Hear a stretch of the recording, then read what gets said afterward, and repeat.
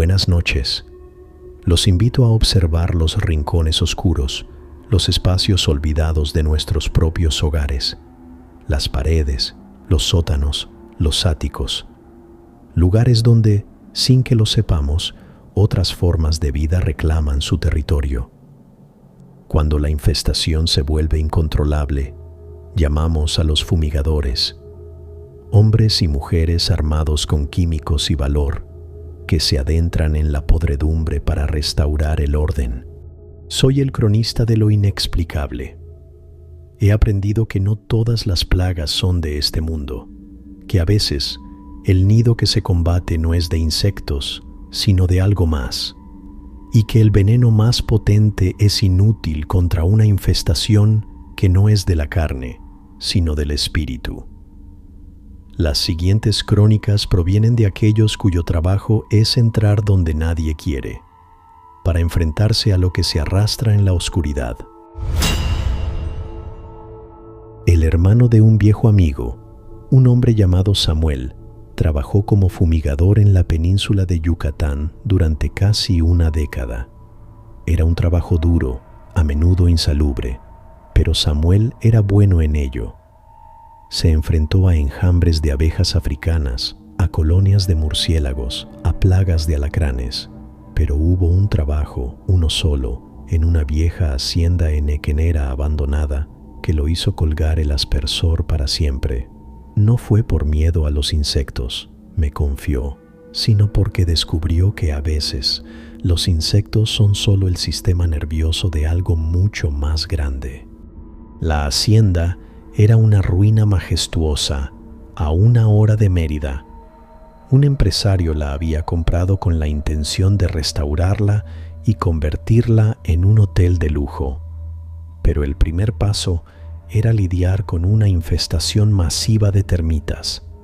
Samuel y su equipo fueron contratados para la tarea.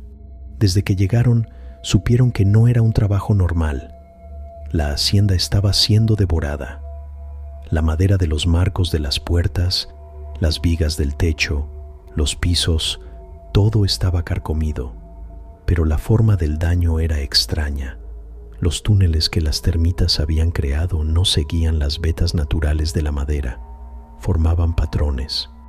Eran patrones increíblemente complejos, casi geométricos. Se repetían en diferentes paredes y techos, formando espirales, ángulos y lo que parecían ser una especie de escritura desconocida o mapas estelares. Parecía arte, me dijo Samuel, un arte enfermo y retorcido. Comenzaron el trabajo de preparación, sellando la casa principal para la fumigación con gas. Fue durante este proceso cuando los fenómenos extraños comenzaron. Los trabajadores empezaron a sentirse observados. Una sensación constante de que alguien o algo los vigilaba desde las sombras de las habitaciones vacías. Escuchaban susurros, un sonido que al principio parecía el chillar de miles de insectos, pero que si uno se concentraba, casi formaba palabras, fragmentos de un idioma desconocido. Y luego vinieron las pesadillas. Varios miembros del equipo, incluido Samuel, reportaron tener el mismo sueño recurrente. Soñaban que estaban atrapados dentro de un túnel oscuro, cálido y húmedo. Las paredes del túnel parecían orgánicas, pulsaban lentamente, y siempre se escuchaba un sonido rítmico, un chillar colectivo que era a la vez un canto y una advertencia. Se despertaban con una sensación de claustrofobia y un sabor a tierra en la boca. El epicentro de la infestación, el nido, parecía estar en la pared principal del salón central. Era un muro de casi 1 metro de grosor, hecho de piedra y argamasa, pero la superficie estaba cubierta por completo por esa extraña red de túneles que convergían en un punto central, como los radios de una telaraña. El plan era perforar esa pared en varios puntos e inyectar directamente el termicida más potente, antes de inundar todo el edificio con gas. El día que decidieron perforar la pared, La atmósfera en la hacienda era casi irrespirable. La sensación de ser observados era abrumadora. Los susurros eran más fuertes, más insistentes. Uno de los trabajadores, el más joven, se negó a entrar. «Siento como si la casa estuviera viva», dijo, pálido. «Siento que nos odia». Samuel y otros 2 hombres, los más experimentados, decidieron hacer el trabajo ellos mismos. Se pusieron sus trajes y máscaras de protección y entraron al salón principal. La pared del nido parecía vibrar, emitir un calor sutil. Samuel preparó el taladro industrial. Apuntó al centro del patrón, donde todos los túneles convergían, y comenzó a perforar. El taladro penetró la superficie con un chillido agudo. A los pocos centímetros la resistencia cambió. La broca ya no estaba perforando piedra, sino algo más suave, casi orgánico. Y de la perforación comenzó a brotar un líquido. No era agua. Era una sustancia oscura, espesa y con un olor dulce y nauseabundo. Y entonces, en el instante en que la broca atravesó el interior de la pared, ocurrió. No fue un sonido, fue una explosión de conciencia directamente en sus mentes. Un grito psíquico, compuesto por miles, millones de voces chillonas, todas gritando al unísono. No era dolor, era ira, una furia antigua y alienígena. Era la voz de la colmena. Los 3 hombres cayeron de rodillas, gritando dentro de sus máscaras, agarrándose la cabeza. Samuel sintió que su mente era invadida. Vio imágenes, flashes de un tiempo que no era humano. Vio la tierra antes de los hombres.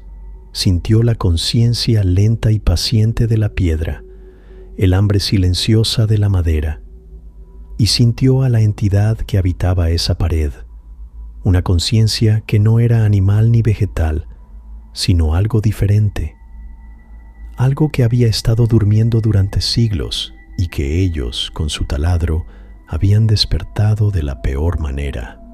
Entendió la verdad. No eran termitas, eran solo las células, el sistema nervioso de un organismo mucho más grande, un ser que usaba a los insectos para sentir, para construir, para vivir. Y la hacienda no era su alimento, era su caparazón, su cuerpo. Arrastrándose, huyeron del salón de la casa. Se arrancaron los trajes, vomitando, con las mentes resonando con el eco de ese grito imposible.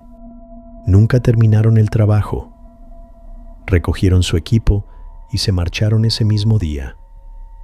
Le dijeron al empresario que la infestación era demasiado severa, que la estructura de la hacienda estaba comprometida y era un caso perdido. Nunca le contaron la verdad. ¿Cómo explicarle que su hotel de lujo estaba destinado a ser el cuerpo de un dios insecto? Samuel dejó el oficio de la fumigación poco después. Me contó que, durante años, siguió teniendo las pesadillas. Sueña con el túnel oscuro y pulsante, y a veces, en el silencio de la noche, todavía cree escuchar un susurro, un chillar lejano, la voz de una colmena que recuerda su nombre. El aterrador relato de Samuel nos habla de una plaga que era, en realidad, una deidad, una infestación de la tierra misma. Pero no todas las plagas surgen de la naturaleza. A veces son una manifestación, un síntoma de un mal diferente. La siguiente crónica proviene de una mujer de Coyoacán, quien descubrió que la verdadera plaga en su casa no era la que tenía alas. Clara vivía en una hermosa casona antigua en el centro de Coyoacán. Amaba su casa, con sus muros gruesos, su patio lleno de bugambillas y sus pisos de baldosa. Pero un verano, una plaga común y corriente amenazó su paz. Un enorme nido de avispas se había formado en una esquina de su ático. Era un nido del tamaño de un balón de fútbol, y el zumbido constante de los insectos se filtraba hasta las habitaciones de abajo. Clara, que era alérgica, llamó a varias empresas de control de plagas. Todas le dijeron lo mismo. Estaban saturadas. La temporada de avispas estaba en su apogeo. Tendrían que esperar una semana. Desesperada, mientras caminaba por la calle, vio un pequeño anuncio, escrito a mano y pegado en un poste de luz. El papel estaba amarillento y la caligrafía era elegante y antigua.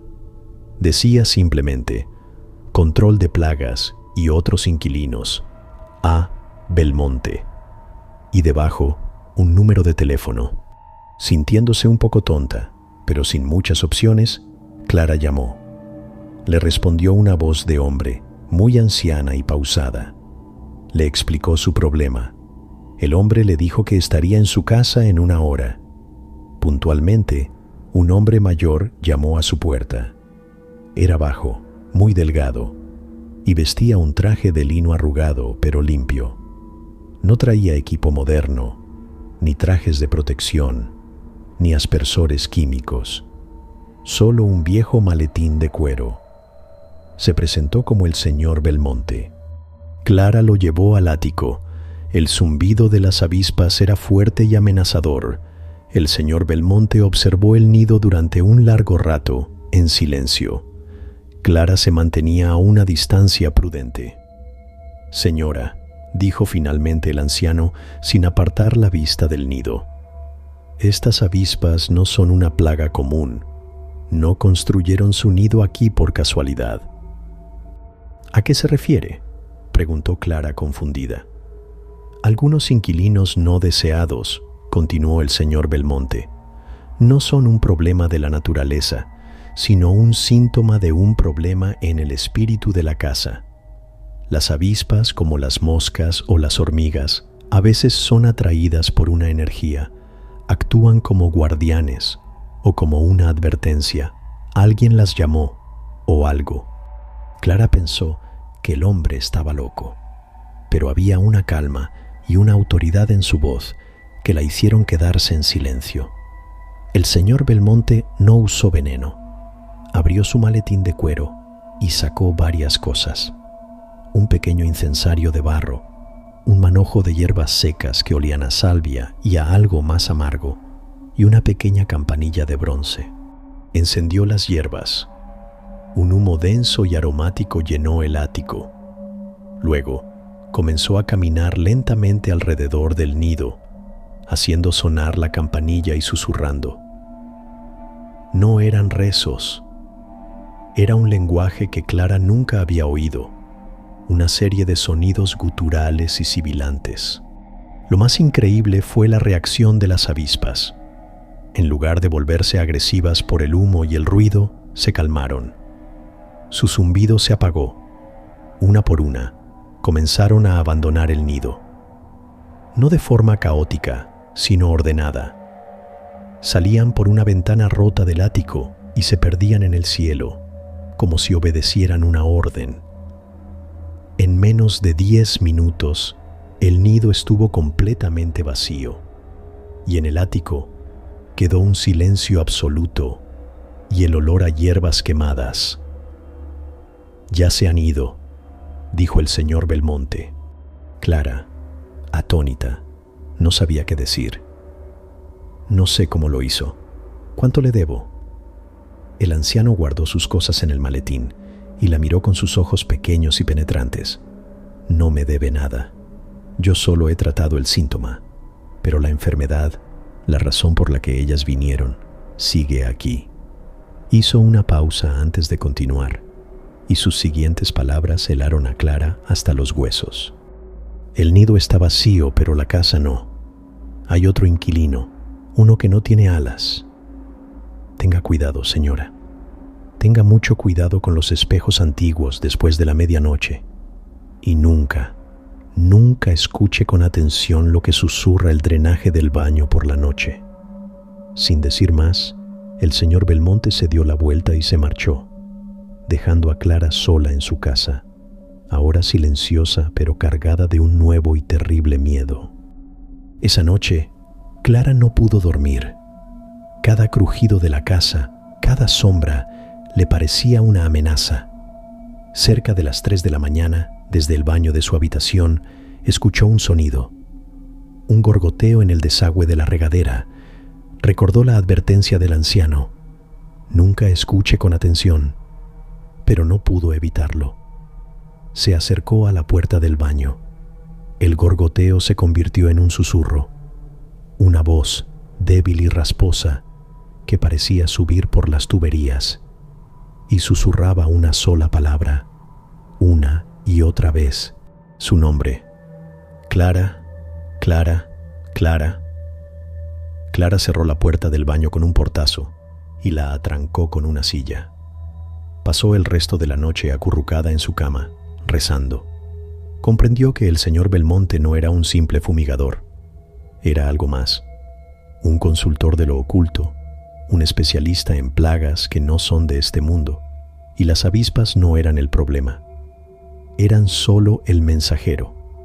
La verdadera infestación acababa de anunciar su presencia. La escalofriante experiencia de Clara nos enseña que a veces el problema no es la plaga, sino lo que la atrae. Pero, ¿qué ocurre cuando un lugar está tan corrompido que la infestación se convierte en su propia alma? La siguiente investigación nos lleva a las ruinas de un sanatorio abandonado, un lugar que incluso los fumigadores más valientes se niegan a pisar. En las afueras de Toluca, en un paraje boscoso y frío, se encuentran las ruinas del Sanatorio del Olvido, un antiguo hospital para tuberculosos que fue abandonado en los años 60.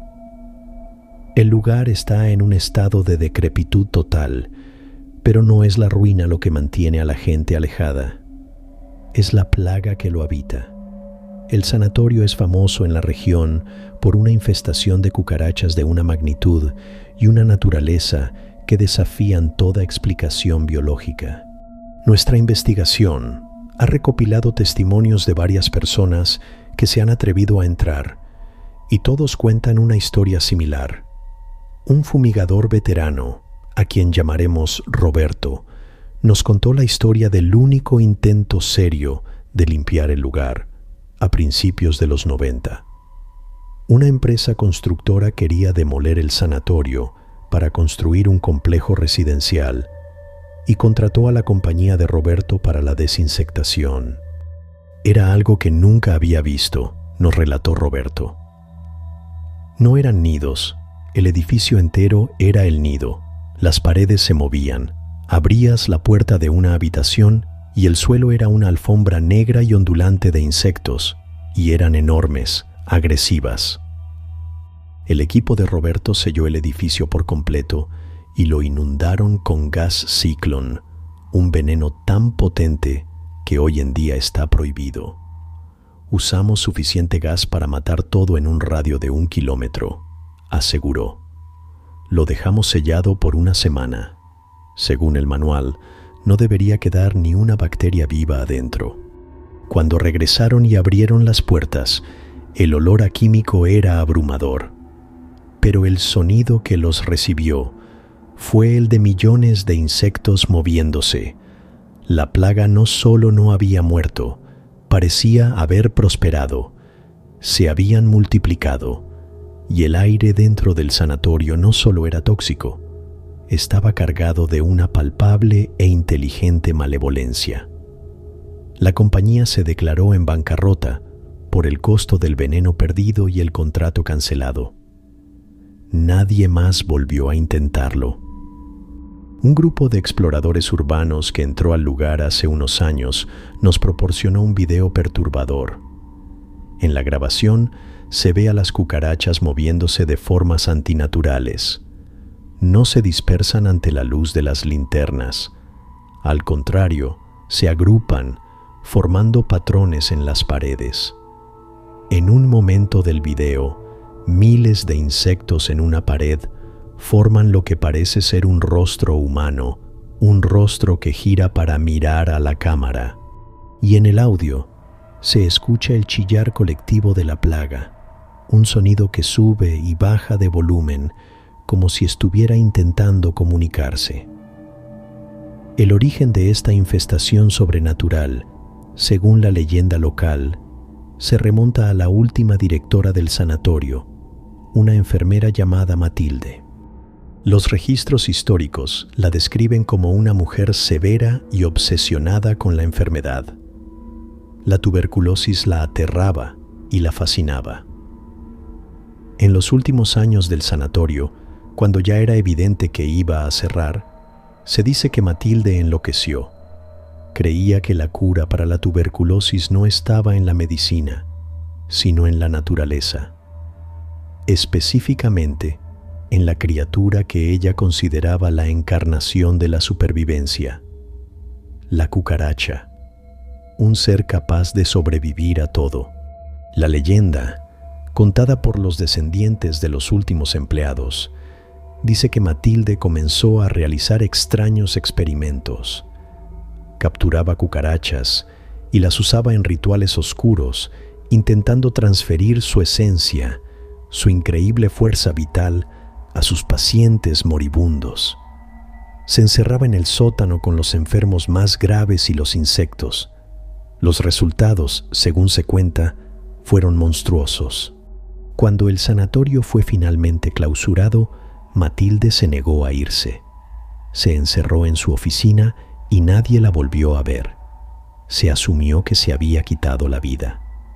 Pero la leyenda dice otra cosa. Dice que Matilde, en un último ritual blasfemo, logró su objetivo. No transfirió la esencia de los insectos a un paciente. Se la transfirió a sí misma. O más bien, transfirió su propia conciencia a la plaga. Su espíritu no habita el sanatorio. Su espíritu es el sanatorio. Se convirtió en la mente de la colmena, la reina de la infestación.